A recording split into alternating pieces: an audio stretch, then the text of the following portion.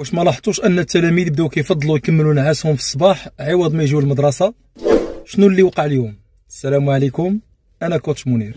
اليوم كاين بزاف ديال التلاميذ اللي ولاو كيفضلوا يكملوا نعاسهم في الصباح عوض ما يجيو المدرسه، وماشي غير حيت هما كسلانين، ولكن كاينه بزاف ديال الاسباب عميقه. الملل، المدرسه ولات مكان مليء بالمكرر، نفس الروتين، نفس الدروس، نفس القواعد بلا تحفيز او تحدي. الضغط النفسي، التلاميذ كيعانيوا من ضغط مستمر سواء من الاساتذه او من المنافسه مع باقي التلاميذ. هادشي كيخليهم يحسوا بالانهاك ويفقدوا الحافز. عدم الاهتمام العاطفي، كاينين اللي كيحسوا انهم ما كيتقدروش وما كيتحترموش داخل القسم، وهادشي كيخليهم يحسوا بعدم القيمه. التكنولوجيا، ومع وجود الالعاب والفيديوهات اللي كيتفرجوا فيها في الهاتف او التلفاز، كيولي النعاس عندهم اكثر اغراء من الذهاب للمدرسه. تكنولوجيا.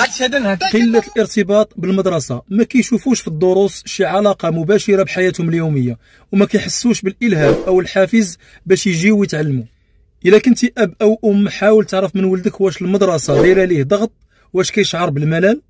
وإلا كنتي أستاذ أو أستاذة، فكر كيفاش ممكن تخلق جو من المرح والتفاعل في القسم، وحاول تشجع التلاميذ على التفكير النقدي بدل ما تكون مجرد ناقل للمعلومة.